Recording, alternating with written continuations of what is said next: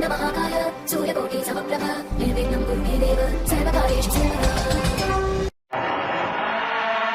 जब रात होती है तो हम एक दिया जला लेते हैं और उसकी रोशनी में खुद को महफूज समझते हैं, मगर उस रोशनी के परे जो अंधेरा है वो अपने अंदर बहुत सारी कहानियां समेटे हुए है और इन्हीं कहानियों को आपको लेकर आता है रात के अंधेरे में।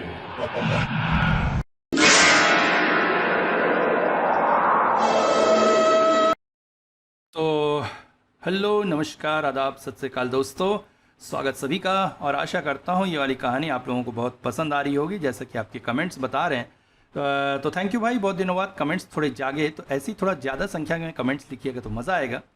और पिछली स्टोरी में जिस चमत्कार की बात मैंने की थी, तो वो चैनल का नाम मैंने बताया था, उस चैनल के ओनर का नाम है भाई कार्तिकेय। तो भाई कार्तिकेय, अगर शुरू में ही आप नाम लिख देते तो यार मैं आपका नाम लेके ही इसके बारे में बताता, पर कोई बात नहीं है। आपका बहुत बहुत धन्यवाद, क्योंकि आप इकलौते बंदे हैं जिन्होंने अपने जीवन में घटे किसी चमत्कार के बारे में बताया है। और बाकी सब अभी सो रहे हैं, मगर आशा करता हूँ इस कहानी के बाद जाग जाएंगे।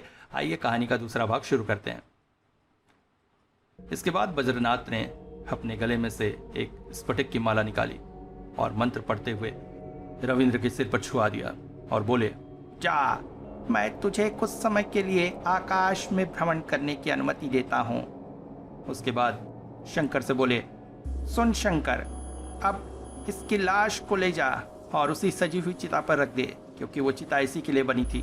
मगर हाँ, चिता की लकड़ियाँ इस पर इस तरह से चढ़ाना कि यह चिता के नीचे दब जाए और सियार, कुत्ते वगैरह इसकी लाश को खा ना सके। और देख, तुझे बहुत अच्छी तरह इस लाश की रक्षा करनी है, क्योंकि ये लाश हमारे आगे बहुत काम में आने वाली है।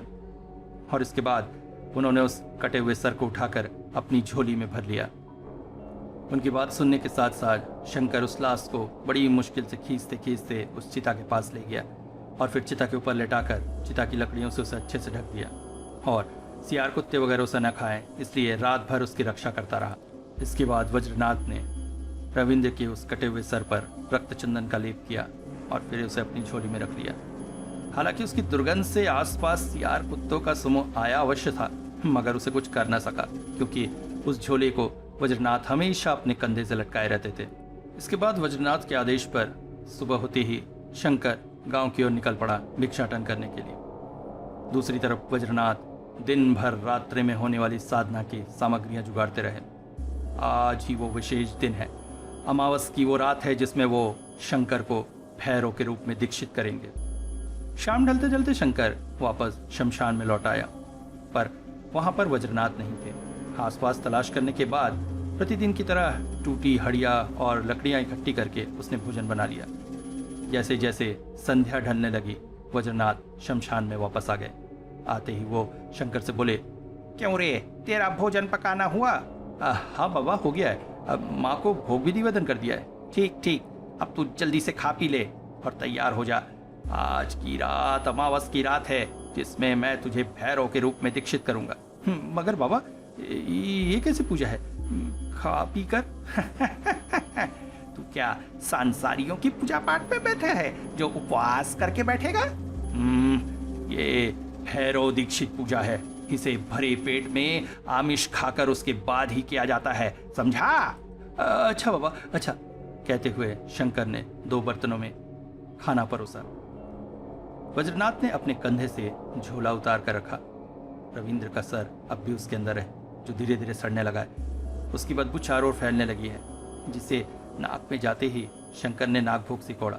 उसे देखकर वज्रनाथ बोल पड़े, मूर्ख, हम कापालिकों को घृणा नहीं रखनी है। हम कोई सांसारी मनुष्य नहीं है।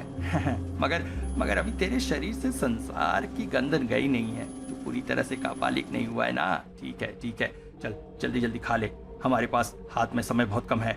आज की रात का पूरा उपयोग करना है हमें। रात ढलने के साथ साथ अब वज्रनाथ साधना में बैठने लगे। उन्होंने एक हिरण के चमड़े की आसन बिठाया और उस पर बैठ गए। सामने एक त्रिभुज बनाया, उसके बाहर एक चतुर्भुज, और उसमें कुछ सफ़ेद तिल, सरसों इत्यादि गिराई। फिर उसमें एक घट स्थापन किया। घट में पानी के रूप में नदी का जल भरा गया। ओं क्लिंग फट स्वाहा, ओं क्लिंग फट स्वाहा, इस मंत्र से स्थान शुद्धिकरण हुआ। उसके बाद जंगल के फूल। इसके पश्चात उन्होंने पूजा की। पूजा समाप्त होने पर कौए और उल्लुओं की घोंसलों से लाई गई लकड़ियों से यज्ञ कुंड बनाया गया और उसमें यज्ञ प्रारंभ किया। इसमें शंकर भी सहायक के रूप में था। इसके बाद उन्होंने एक बर्तन में शराब डाली, फिर अपने झोले में से एक जिंदा उल्लू निकाल कर लाए। शराब के ऊपर उंगली रखकर ओं हिंग क्लिंग स्वाहा, ओं हिंग क्लिंग स्वाहा करते हुए उन्होंने मत शुद्धिकरण किया। ठीक ऐसे ही उल्लू के ऊपर उंगली रखकर मंत्र जाप करते हुए उल्लू का मांस शोधन किया और उसके पश्चात उल्लू के सर को एक लकड़ी के ऊपर रखकर एक चाकू के एक ही वार में काट डाला और उसके सिर को यज्ञ की अग्नि में प्रज्वलित कर दिया और उसके शरीर से निकलते हुए खून को एक कटोरी में संचित कर लिया। इसके पश्चात शंकर की तरफ देखकर बोले, जा चिता की राख अपने शरीर पर मला। शंकर तुरंत ही उठकर गया और शरीर पर चिता की राख मलकर चला आया। उसके पश्चात वो बोले, अब जा रविंद्र की लाश को नदी में अच्छे से स्नान कराकर यहाँ ले आ। शंकर ने पिछले दिनों से ही उसे चिता के अंदर छुपा कर रखा था और झाड़ पेड़ से ढक कर रखा था। वैसे खुद ही वो उसकी रक्षा कर रहा था। वो गया और उसे नदी में स्नान कराकर ले आया। शरीर अब धीरे धीरे फूलने लगा है। इसके बाद वज्रनाथ बोले, इसके पूरे शरीर में रक्त चंदन का लेप कर दे। कहने के साथ साथ अपनी झोली में से एक नारियल की कटोरी निकालकर उसे दी जिसमें रक्त चंदन था। इसके साथ ही कुशा से एक अंगूठी बनाकर उसे लाश के पैरों में पहना दिया वज्रनाथ, और इसके साथ साथ सिंदूर से लाश के पैरों में कुछ निशान बना दिए। फिर शंकर की तरफ देखकर बोले, अब तो यहाँ बैठ। इसके बाद उन्होंने अपनी झोली में से रविंद्र का कटा हुआ सर निकाला और उसे लाश के पास ऐसे रख दिया जैसे लग रहा था दोनों आपस में जुड़े हुए हैं। फिर अपनी झोली में से एक बना हुआ पान निकाला और लाश का मुंह खोलकर उसमें डाल दी। अचानक ही शंकर पूछ बैठा, बाबा आप मंदिर छोड़कर यहाँ क्यों पूजा कर रहे हैं? पागल लड़का, अरे ये जो चारों तरफ काला अंधेरा देख रहा है ना, ये स्वयं माँ काली है रे। शमशान के कण कण में माँ काली का वास है। उनकी पूजा के लिए यहाँ किसी खास मंदिर की जरूरत नहीं पड़ती है। बस बीज मंत्र का सही सही जाप करो, माँ स्वयं उपस्थित हो जाएंगी रे। हमका पालिकों के पास तो पूरी शमशान भूमि ही है माँ का मंदिर है। अरे माँ को तू एक जगह बांध कर रख सकेगा। इसके पश्चात कुछ विशेष मंत्र वो बोलते गए और उनके साथ साथ शंकर भी बोलता जा रहा था। अचानक शंकर को कुछ आवाजें सुनाई दी। उसने आंख खोलकर देखा, रविंद्र के कटा हुआ सर उसके मुंह में भरे पान को चबा रहा है, जिससे कचर कचर की आवाज से पूरा शमशान गूंजने लगा। अचानक ही वज्रनाथ बोल पड़े, कोई डर नहीं है तुझे। साधना के दौरान यहाँ पर रहने वाले बहुत से प्रेत तेरी साधना को रोकने की कोशिश करेंगे, मगर तू किधर भी ध्यान नहीं देना। तू डरना नहीं, बिल्कुल डरना नहीं। मंत्र जाप में ध्यान दे। इसके बाद करीब मध्य रात्रि तक विभिन्न तरह के मंत्रों का जाप करवाते रहे वज्रनाथ शंकर को, और इसके साथ साथ प्रेत पिशाचों की विभिन्न तरह की बाधा पहुंचाने की क्रियाकलाप भी चलते रही। इसके बाद वज्रनाथ बोले, ले अब लाश के ऊपर चढ़कर पद्मासन में बैठ। गुरुदेव, मैं क्यों नहीं बैठ सकेगा? तुझे मैंने भैरव मंत्र में दीक्षित कर दिया है। तंत्र साधना में कहा गया है, जो व्यक्ति पुत्र संसार स्त्री लोक मोह से दूर है वो ये साधना कर सकता है, और मैंने तो तुझे उस रूप में दीक्षित कर ही दिया है। अब बाधा कैसी? अब बाधा कैसी? अब कोई बाधा नहीं। ले ले, समय मत गवा, चढ़कर बैठ। इसके बाद शंकर की लाश पर चढ़कर बैठते ही वज्रनाथ बोले, अपनी बाईं भुजा से लाश के सर को पकड़ और दाईं भुजा अपने घुटने के पास रख। इसके पश्चात उन्होंने शंकर को मांस मदिरा इत्यादि का भक्षण कराया और बोले, अपनी सारी भावना घृणा का त्याग कर दे, सब कुछ निकाल दे अपने मन से। ले माँ का यह प्रसाद खा, अमृत से भी बढ़कर है यह प्रसाद। अब दोनों आंखें बंद करके बीज मंत्र का जाप कर।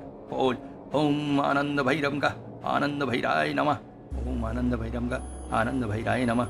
कब तक ये प्रक्रिया चले उन्हें पता नहीं, मगर आसपास का वातावरण पूरी तरह से शांत हो चुका है। समस्त निशाचर शियार इत्यादि थककर अपनी मानों में घुस गए हैं। आकाश का चांद भी पश्चिम मस्त होने को आ गया। अचानक मंत्र जाप करते हुए शंकर को लगा जैसे मृत्यु थोड़ी सी हिली। उसने आंख खोल के देखा, सामने वज्रनाथ आंखें बंद किए एक ध्यान में मंत्र जाप कर रहे हैं। मगर उसे महसूस हुआ लाश फिर से थोड़ी हिली और उसने देखा लाश ने अंगड़ाई ली। वो तुरंत ही उसके ऊपर से हट गया, मगर हाथ में उसने कटा हुआ सिर पकड़ा हुआ था। शंकर चुपचाप एक जगह पर खड़ा रहा। उसने देखा लाश अब धीरे धीरे उठकर खड़ी हो गई। शंकर वज्रनाथ के पीछे जाकर खड़ा हो गया और फिर उसने अपने हाथ में पड़े हुए उस कटे सर की तरफ देखा। वो कोई हरकत कर रहा है कि नहीं, मगर वो बिल्कुल निस्तेज मृत था, जबकि उसका मुंड विहीन शरीर अब उठकर खड़ा हो गया। फिर शंकर ने देखा बिना सर का वो शरीर चलकर नदी की तरफ जा रहा है। शंकर भी उसके पीछे चुपचाप चलने लगा। बिना मुंडी के चलती हुई लाश को देखना अत्यंत भयंकर और डरावना था, मगर आश्चर्यजनक तौर पर शंकर को और डर नहीं लग रहा था। अब वो भैरव है। वज्रनाथ ने उसे भैरव मंत्र से दीक्षित कर दिया है। अब उसे ऐसी चीजों से डर नहीं लगता है। वो लाश चलते चलते नदी में गई और अचानक ही नदी के पानी में कूद गई। शंकर वापस साधना स्थल को लौट आया, मगर वहां पहुंचते ही उसका पूरा शरीर जैसे ठंडा हो गया। उसने देखा आसन पर वज्रनाथ की जगह बैठी हुई है वो सरकटी लाश। उसे देखकर एक पल को चौंक गया और अचानक ही उसके हाथों से वो कटा हुआ सर जमीन पर गिर गया और भयानक हंसी से अट्टहास कर उठा और उसकी इस हंसी से शमशान का आकाश पाताल जैसे गूंज, उसके साथ ही चारों ओर के अंधकार को भेद कर वो भयानक हंसी जैसे चारों तरफ से शंकर के कानों में प्रविष्ट होती चली जा रही। डर के मारे अचानक ही शंकर के मुंह से चीख निकल गई, गुरुदेव गुरुदेव कहाँ है आप? गुरुदेव गुरुदेव बचाइए मुझे, मेरी रक्षा कीजिए गुरुदेव। तभी अचानक उसके कानों में वज्रनाथ की आवाज पड़ी, शंकर शंकर जल्दी इधर आ, नदी की तरफ आ, मैं नदी में डूब जा रहा हूँ, मुझे बचा शंकर, मुझे बचा। घबरा कर शंकर दौड़ता हुआ नदी की तरफ गया और उसने देखा नदी की तेज धार में वज्रनाथ बहते चले जा रहे हैं। वो नदी में कूद गया और तैरकर तेजी से वज्रनाथ के पास पहुंचने की कोशिश करने लगा। जैसे ही वो वज्रनाथ के पास पहुंचा, उसने वज्रनाथ का हाथ पकड़कर उन्हें किनारे ले जाने की कोशिश की, मगर आश्चर्यजनक तौर पर वज्रनाथ अब उसका गर्दन पकड़कर उसे गहरे पानी में डुबोने की कोशिश कर रहे हैं। शंकर छटपटा रहा था अपने प्राण बचाने के लिए, मगर बार बार वज्रनाथ पूरी ताकत से उधर नदी के पानी में जैसे डुबोते चले जा रहे थे। शंकर गहरे पानी में डूबता चला जा रहा था। पानी की अनंत गहराई अंधेरे में से कुछ भी दिखाई नहीं दे रहा था। धीरे धीरे उसकी छाती से प्राणवायु समाप्त होने लगी थी। अंतिम बार सांस लेने का एक प्रयास करने के लिए उसने जैसे ही आंखें खोली, उसने देखा वो उसी साधना स्थल पर बैठा हुआ है। अभी भी वो उसी लाश के ऊपर बैठा हुआ है। आश्चर्यजनक तौर पर जब उसने अपने हाथों में पकड़े हुए कटे सिर को देखा, देखकर चौंक गया। कटा हुआ सर वज्रनाथ का था और इस वक्त वो वज्रनाथ के मृत शरीर के ऊपर बैठा। उसने आश्चर्यचकित होकर उस तरफ देखा जहां पर वज्रनाथ साधना में बैठे हुए थे, और इस वक्त वहां पर बैठी हुई है वही अमर की सड़ी गड़ी लाश। उसके उधर देखते ही अचानक अमर के उस कटे हुए सर ने आंखें खोली और बोल पड़ा, सांप आया है, सांप आया है। ओम फट स्वाहा, ओम फट स्वाहा कहने के साथ साथ अपने हाथों में भरी हुई राख उसने छिड़क दी शंकर की तरफ। राख आंखों में पड़ने के कारण शंकर अपने आंखों को मलने लगा। जैसे ही आंख की धूल साफ हुई, शंकर ने देखा सब कुछ पहले जैसा सामान्य है। वो रवीन की लाश के ऊपर बैठा है, हाथों में रवीन का सिर पकड़े, और सामने अपनी जगह पर वज्रनाथ साधना लीन है। अब वज्रनाथ बोल पड़े, आश्चर्यचकित हो रहा है, साधना के प्रारंभ में तो मैंने तो उसे कह दिया था बहुत कुछ अजीबोगरीब देखेगा, बहुत कुछ अजीबोगरीब सुनेगा, मगर एक बात याद रखना, कुछ भी सत्य नहीं है। इन संसार में कुछ भी सत्य नहीं है, सब कोहरा है, सब धुआं है। मात्र एक अटल सत्य है और वो है मृत्यु। इसीलिए तुझे संसार के सत्य अर्थात मृत्यु के दर्शन कराए मैंने। जय कृष्ण काली, जय कृष्ण काली। तेरी दीक्षा संपूर्ण हुई है। अब तू मुझसे एक अदृश्य बंधन से बन गया है। तू चाहकर भी मुझे छोड़कर नहीं जा पाएगा, तू बार बार लौट आएगा इस शमशान की तरफ। अब इस लाश का क्या होगा गुरुदेव? इसकी अंतिम परिणति भी बाकी है।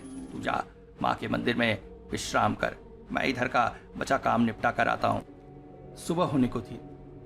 साधना समाप्त होने के पश्चात शंकर मंदिर में जाकर कुछ देर सो लिया था। इसके विपरीत वज्रनाथ लाश को कंधे में लिए न जाने कहाँ गायब हो गए थे। शंकर ने उठकर कुछ देर उन्हें खोजा, फिर उन्हें ना पाकर सोचा स्नान करके गांव में भिक्षाटन के लिए निकल जाए।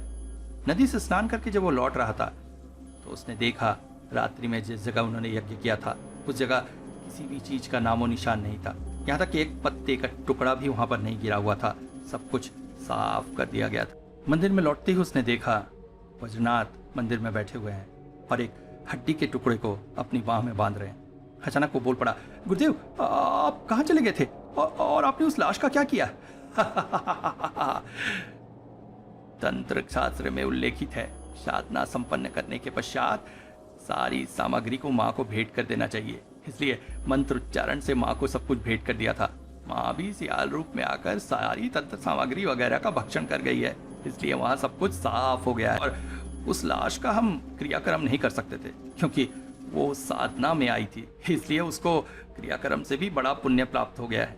वो तेरी साधना संगी थी, इसलिए मैंने उस लाश को नदी में बहा दिया है। खैर चल अभी अपना बचा हुआ कार्य पूर्ण करना। क्या काम गुरुदेव? क्यों, रविंद्र के घर में जाकर देखना नहीं है कौन सी अपशक्ति वहां वास करती है? जा जा जल्दी से। कल जहाँ पे हमने साधना की थी वहीं पेड़ की एक डंगाली में मैंने उसके कटे हुए सर को मेरी झोली में डालकर लटका कर रखा है। जा उसे ले आ। शंकर साधना स्थल की ओर चल पड़ा। वहां पहुंचकर उसने देखा पेड़ की एक बहुत ऊंची डाली में वज्रनाथ की वो झोली लटक रही है और उस झोली से सड़े हुए मुंडे के रस नीचे की तरफ गिर रहा है और उस रस को चाटने के लिए सियारों और कुत्तों में होड़ मची हुई है। कुछ सियार कूद कूद कर झोली तक पहुंचने की कोशिश भी कर रहे हैं मगर नहीं पहुंच पा रहे हैं। पेड़ के ऊपर बैठे कौए उस झोली को बार बार ठोकर मार रहे हैं। झोली की उस रस्सियां उन्होंने तोड़ भी दी हैं। शंकर ने हाथों में एक डंडा उठाया और मारते हुए सियार कुत्तों को भगाया। इसके बाद धीरे धीरे वो पेड़ के ऊपर चढ़ने लगा। वहां पहुंचकर उसने लकड़ी से ही कौओं को भगाया और झोली को उतारने लगा।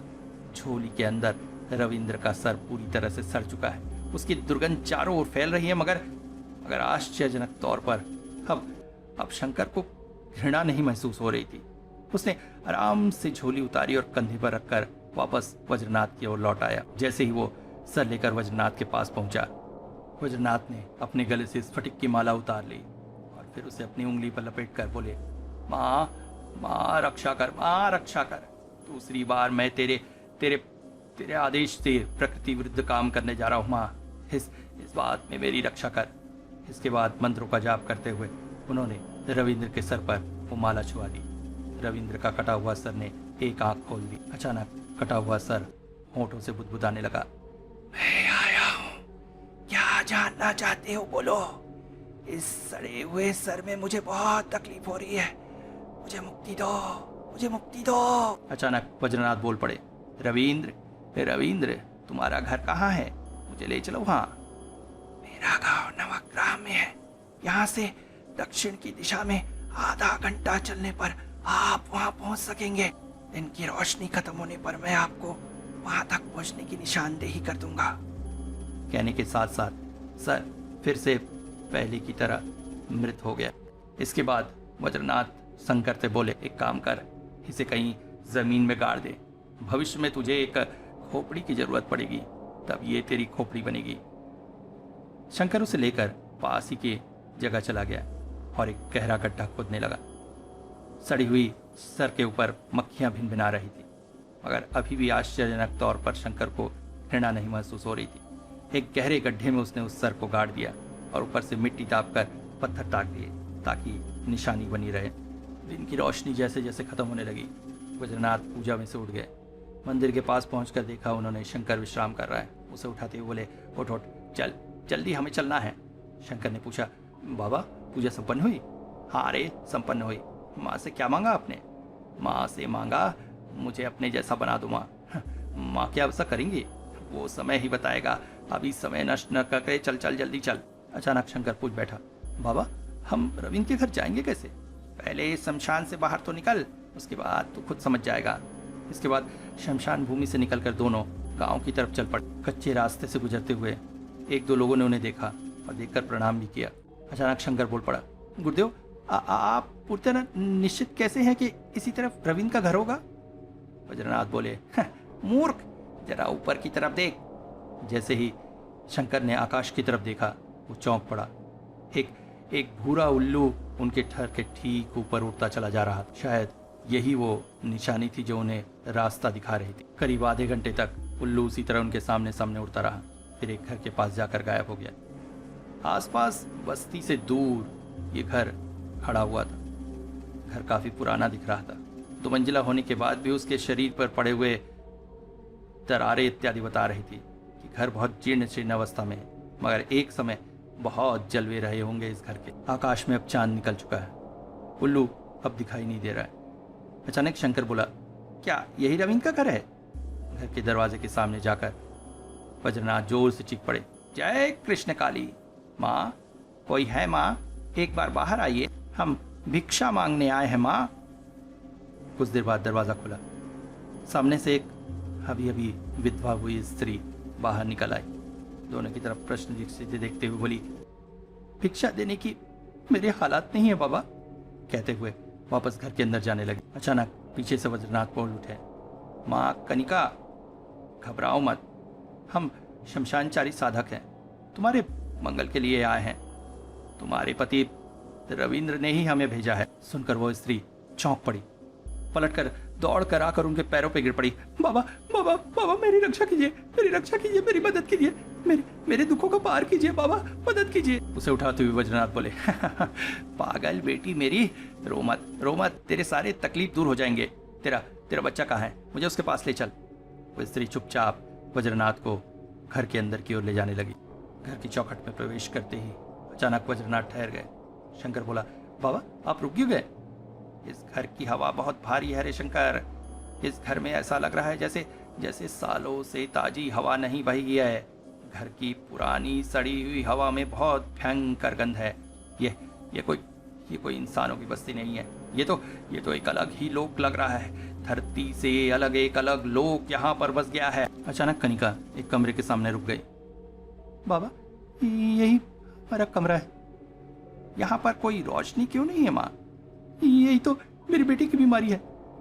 उसे रोशनी एकदम सहन नहीं होती है।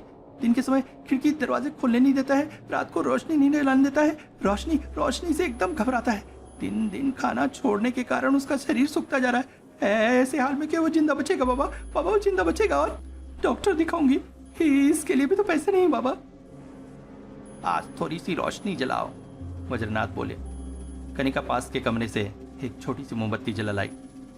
इससे ज्यादा रोशनी मेरी हैसियत में नहीं है। अभी वो सब सोचने का समय नहीं है, पहले देखूं तुम्हारे बेटे को हुआ क्या है। खटिया पर उन्होंने देखा एक 10 साल का बच्चा सोया हुआ है। इसकी आंखों के नीचे काले गहरे गड्ढे पड़ चुके हैं। उसके पास पहुंचकर वज्रनाथ ने उसके शरीर को जैसे ही छुआ, वो घबराकर खाट के किनारे पर कुछ मुशाकर बैठ गया और चीख पड़ा, रोशनी हटा दो, बंद कर दो, मुझे तकलीफ हो रही रोशनी से। अचानक कनिका फूट कर रो पड़ी। देख रहे बाबा, देख रहे। घबरा मत। आज तक वज्रनाथ के पास आकर कोई भी निराश नहीं लौटा है, तू भी निराश नहीं लौटेगी। अच्छा ये बता, इसकी ये हालत कब से हुई है? वो तो जब से ऊपर को वो कमरा खुला है। उस कमरे में कुछ है बाबा, उस कमरे में कुछ है। उसी ने इसके पिता को खाया और अब हमारा वंशी निर्वंश होने जा रहा है बाबा, हमारा वंशी निर्वंश होने जा रहा है। मुझे एक बार वो कमरा दिखा सकोगी?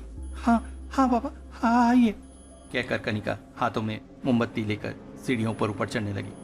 उसके ठीक पीछे वज्रनाथ और उसके बाद शंकर भी थे। इसके बाद कमरे से थोड़ी दूरी पर पहुंचकर उसने कमरे की तरफ इशारा कर दिया। वज्रनाथ ने उसके हाथों से मोमबत्ती ली और बोले, माँ तुम जाकर अपने बेटे के पास बैठो। और उसके बाद कमरे का दरवाजा खोलकर वज्रनाथ और शंकर कमरे में प्रविष्ट हुए। कमरे में जहाँ पर रविंद्र की लाश पड़ी थी, वहाँ पर चौक से निशान काटा गया था। अलमारी वहीं पर थी। वज्रनाथ ने अलमारी खोली और वहाँ पर उपस्थित पोथियों को खोलकर देखने लगे और वो बोले, ये सारी पोथियाँ उद्दिष्ट तंत्र की हैं। उद्दिष्ट तंत्र उद्दीविशक तंत्र है। ये सब अच्छा नहीं है, अति निम्न मार्ग का तंत्र साधना है ये। इसके बाद उन्होंने अलमारी से लकड़ी का एक बक्सा निकाला और उसमें रखे सामान को इधर उधर गिराकर बोले, ये सारे सामान बता रहे हैं कि रविंद्र के दादा अति निम्न मार्ग की साधना में उतर गए थे। ये सब मेरे किसी काम का नहीं। अति निम्न वासना में पड़कर मनुष्य लालच में फंसकर इन सब क्रियाओं में उतरता है। अब बस यही बचा है कि इस घर में कौन रह रहा है उसका पता लगाना। शंकर तैयार हो। इसके बाद हिरण की शाल का आसन बिछाकर वज्रनाथ बैठ गए। बीच में एक गोला बनाया, गोले के बीचों बीच रखी एक खोपड़ी और उसके चारों ओर रखी 28 कौड़ियाँ। खोपड़ी के सिर पर कर्पूर, इसके बाद बाकी उपकरण सजाने वाले थे कि अचानक दरवाजे में से किसी की परछाई खिसक गई। वो बोले, कौन है वहां पे? मैं हूं बाबा। आप लोग मेरा दुख दूर करने के लिए आए हैं, मगर मैं आप लोग को दक्षिणा क्या दूंगी? रात का खाना भी मैं आपको नहीं खिला पाऊंगी बाबा, मैं बहुत असहाय हूँ। वही कहने आए थे आप लोगों से। भोजन नहीं चाहिए बेटी, बस धुनी जलाने के लिए व्यवस्था कर दे। लकड़ियाँ कहाँ से लाऊं बाबा? ये लकड़ी का बक्सा क्या तेरी जरूरत का है? नहीं बाबा। बस ठीक है, हो गया इंतजाम। ठीक है, तुम अभी जाओ, मैं इसका सद्व्यवहार करता हूँ। शंकर, इसे तोड़कर टुकड़े टुकड़े कर दो। शंकर ने जोर लगाकर उस लकड़ी को तोड़ने की कोशिश की। पुरानी होने के कारण लकड़ी बड़ी आसानी से टूट गई। इसके बाद धुनी जलाने के बाद खोपड़ी के ऊपर रखे कर्पूर पर आग लगा दी। फिर उन्होंने शंकर को बोला, एक काम करो, इस खोपड़ी में कर्पूर जलता हुआ ले जाओ और हाथ में कुछ कर्पूर रख लो। समय समय पर इसके ऊपर कर्पूर डालते रहना। कर्पूर की खुशबू से पूरे घर में भरते ही इस घर में जो भी है वो अवश्य मेरे सामने आकर उपस्थित होगा। जाओ, जल्दी करो, और याद रख, मेरे कार्य चलते हुए उसमें कोई बाधा नहीं पड़नी चाहिए। तुझे मेरी पूरी सहायता करनी है, इसीलिए मैंने तुझे भैरव किया है। ठीक है बाबा। शंकर खोपड़ी हाथों में लिए सीढ़ियों से नीचे उतरने लगा। पूरे घर में कर्पूर की खुशबू फैलाने लगा। ऊपर अंधेरे कमरे में धुनी के सामने ध्यानस्थ अवस्था में बैठे हुए थे वज्रनाथ। अचानक उनके कानों में स्त्री स्वर पड़े, सावधान सावधान, चला जा यहाँ से, चला जा। कौन है? इसके बाद हवा में भयंकर हंसी की आवाज फैलने लगी और फिर से आवाज कानों में आई, ये जगह मेरी है, यहाँ से चला जा, यहाँ से चला जा। कौन है तू? तू मेरे सामने एक तुच्छ साधक पात्र है, तू मेरा कुछ नहीं बिगाड़ सकेगा, तेरी शक्ति बहुत दुर्बल है। चला जा यहाँ से, चला जा। क्या चाहती है तू? मौत। पूरी साधना विधि से मुझे जगाया गया है, इसका सिर्फ एक परिणाम हो सकता है और वो है मौत। मेरे रहते अब यहाँ पर किसी की मौत नहीं होगी, तुझे अभी यहाँ से जाना होगा।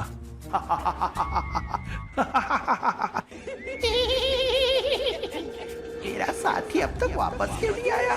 जाकर देखेगा नहीं? जा दे। शंकर एक भैरव है, उसका कुछ नहीं होगा। तू माया छोड़कर मेरे सामने उपस्थित हो। मेरा नाम भी वज्रनाथ तांत्रिक है, पिशाच सिद्ध तांत्रिक हूँ मैं। देखूं तेरी ताकत। कमरे में अट्टहास का स्वर बढ़ने लगा और उसके साथ साथ नीचे से शंकर की चिल्लाने की आवाज आई, गुरुदेव मेरी रक्षा कीजिए, गुरुदेव मेरी रक्षा कीजिए। वज्रनाथ हाथों में एक मुट्ठा राख लेकर नीचे की तरफ दौड़ पड़े, पर नीचे कमरे में जाते ही आश्चर्यचकित हो पड़े। चांद की रोशनी कहीं लीन हो गई थी, पूरा घर सन्नाटे से भर गया था। कनिका और उसके बेटे की उपस्थिति का कोई भी निशान नहीं था और शंकर भी कहीं दिखाई नहीं दे रहा था। वो चीख पड़े, शंकर तू कहाँ है? तभी उनके दाएं कान की तरफ कोई बोल पड़ा, बाबा मैं यहाँ हूँ। और फिर उनके बाएं कान की से बोल पड़ा, बाबा मैं यहाँ हूँ, बहुत तकलीफ हो रही है बाबा, बहुत तकलीफ हो रही है। अचानक वज्रनाथ के कानों में उस नारी की भयंकर अट्टहास आने लगे। वो बोल पड़े, माया की रचना कर रही है तू, इसका तोड़ भी मुझे पता है। ओम ह्रीम क्लीम फट स्वाहा, ओम ह्रीम क्लीम फट स्वाहा। मंत्र का उच्चारण करते हुए अपने हाथों में पकड़ी हुई राख को अपने सिर से छुआकर फूंक मारकर उसे वातावरण में फैलाते ही धीरे धीरे सामने शंकर की प्रतिच्छवि उभरने लगी। मगर ये क्या दृश्य है? शंकर के सर की जगह रखा हुआ है वही खोपड़ी जो वज्रनाथ ने उन्हें दी थी, और खोपड़ी के ऊपर जल रहा है कपूर, और शंकर ने अपने हाथों में अपना कटा हुआ सर पकड़ा हुआ है और वही सर बोले जा रहा है, गुरुदेव ये मेरी क्या हालत हो गई? मैं अपने हाथों में अपना सिर पकड़े खड़ा हूँ, ये मेरी क्या हालत हो गई है गुरुदेव? मैंने तुझे पहले ही सावधान किया था, मगर तूने सुना नहीं। अभी भी समझ जा, वरना यही हाल तेरा होगा। चले जा यहाँ से, ये मेरा वास स्थल है, ये मेरा स्थान है, यहाँ पे मेरे अलावा कोई जीवित नहीं रह सकता। मुझे तुम लोगों की उपस्थिति सहन नहीं हो रही है। चले जाओ यहाँ से, चले जाओ। वज्रनाथ कुछ देर तक शांत हो गए, स्थिर खड़े रहे। अंधेरे में उनकी आंखें गोल गोल घूम रही थी। वो तेजी से सोच रहे थे और फिर अचानक अट्टहास कर उठे।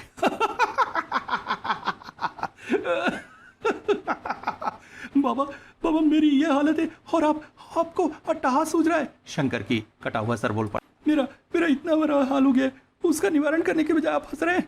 मैं तुझ पर नहीं हंस रहा हूँ रे, अपनी मूर्खता पर हंस रहा हूँ।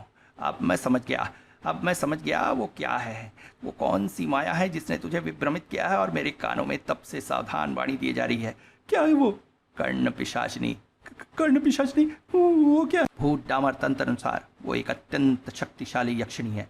इसके संस्पर्श में आना मतलब मृत्यु का आमंत्रण देना। एक प्रकार की ऋणात्मक शक्ति है जो कान में बात करती है। मगर हाँ, अब तक मैं ये सब नहीं समझ पाया। यही सोचकर मुझे अपने आप पर हंसी आ रही है।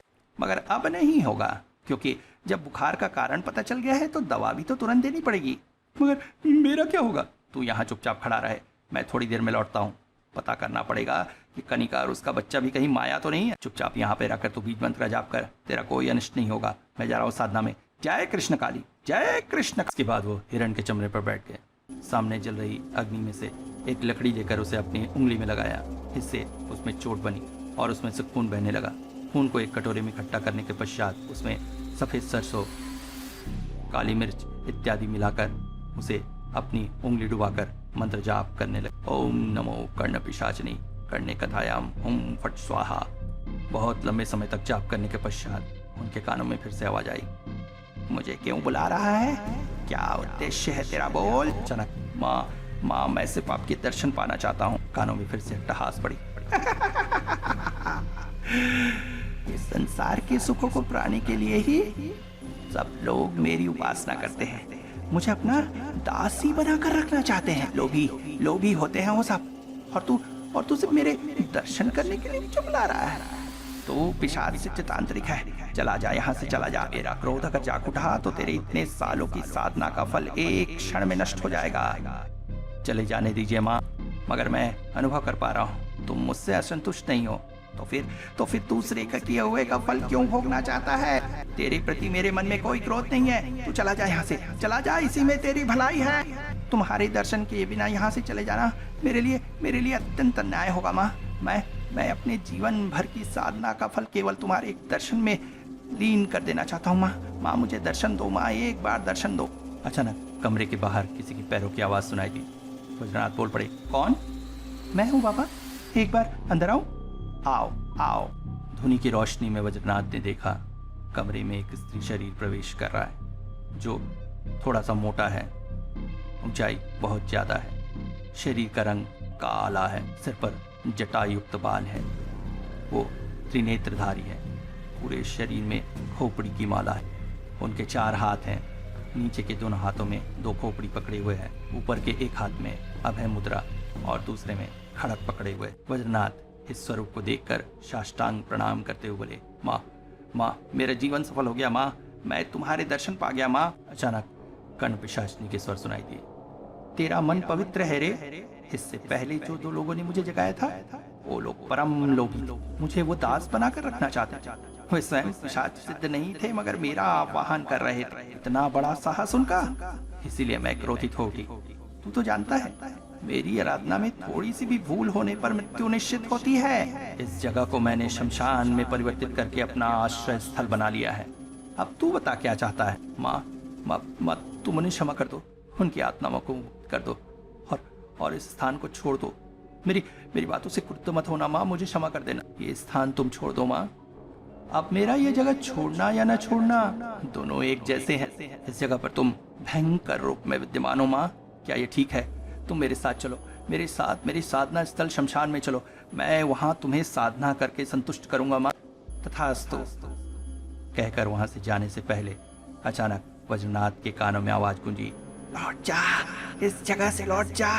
ये जगह तेरी साधना के लिए उपयुक्त नहीं है और यहाँ ज्यादा समय मत ठहर। चला जा। मैं तुझसे प्रसन्न हूँ, मगर मेरे क्रोध में बाधा बनने की कोशिश करेगा तो तेरा अनिष्ट निश्चित है। वज्रनाथ उठकर बैठ गए। तभी अचानक कमरे में शंकर प्रविष्ट हुआ। बोला, बाबा मैं ठीक हो गया, ये देखिए मेरे हाथ में खोपड़ी है। वज्रनाथ बोले, चल शंकर, चल यहाँ से जल्दी चले जाएं। कहने के साथ साथ वज्रनाथ ने समस्त सामग्रियां इकट्ठी की और घर से बाहर निकल आए और बाहर शंकर के आने का इंतजार करने लगे। दूसरी तरफ शंकर थोड़ी देर बाद बाहर आया। आते हुए अचानक उसके मन में बात आई कि कनिका और उसके बच्चे को बता दें कि वो जा रहे हैं। वो वहीं से चिल्लाया, मगर वज्रनाथ बोले, अब उसकी कोई जरूरत नहीं, तू चला। मगर शंकर का मन नहीं माना। वो पास के कमरे की तरफ बढ़ चला, मगर कमरे पर पहुंचकर उसने जो दृश्य देखा उसे देखकर उसके मुंह से एक चीख सी निकल आई। वज्रनाथ बाहर से ही चीखे, मैंने तुझसे कहा था ना, अब उसकी कोई जरूरत नहीं। अब यहाँ पर कुछ भी जिंदा नहीं है, सब कुछ मृत्यु में बदल चुका है। क्योंकि शंकर ने कमरे में देखा, खाट के ऊपर एक 10 साल के बच्चे की सड़ी गली लाश पड़ी हुई थी, जिसे कुछ देर पहले उन्होंने जीवित रूप में देखा था। और खाट के पास जमीन पर कनिका की सड़ी हुई लाश पड़ी थी, जो देखने से स्पष्ट हो रहा था कई दिन पहले मर चुकी थी। शंकर तेज कदमों से घर से बाहर निकल आया और बाहर आते ही एक बार वो फिर से चौंक पड़ा। उसने देखा वज्रनाथ का पूरा शरीर काले रंग में ढल चुका है। शंकर चौंक कर पूछा, बाबा ये क्या हुआ? यहाँ आने से पहले माँ से प्रार्थना की थी ना, मुझे उनके जैसा बना दे। तो माँ ने मेरी प्रार्थना स्वीकार कर ली है रे। ये एक तरह से कर्ण पिशाचनी का अभिशाप भी है। मगर तूने ये क्या किया शंकर? मेरी साधना को झूठा ठहरा दिया? मैंने क्या किया बाबा? मेरी आंखों को धोखा देना संभव नहीं है शंकर। मेरे आने के बाद तू अपने साथ निम्न मार्गी साधना के वो सारे सामान उठा कर ले आया है। तू लोभ में पड़ गया है। इंद्रिय सुख पाने की इच्छा ने तुझे अभी तक नहीं छोड़ा। तू भैरव नहीं हो पाया है। तूने मुझे धोखा दिया है। मैं पिशाच सिद्धतांत्रिक वज्रनाथ तुझे अभिशाप देता हूँ। उसी में तेरी मृत्यु होगी, उसी में तेरी मृत्यु होगी। कहते कहते अचानक वज्रनाथ शंकर को वहीं छोड़कर अंधेरे में विलीन हो गए।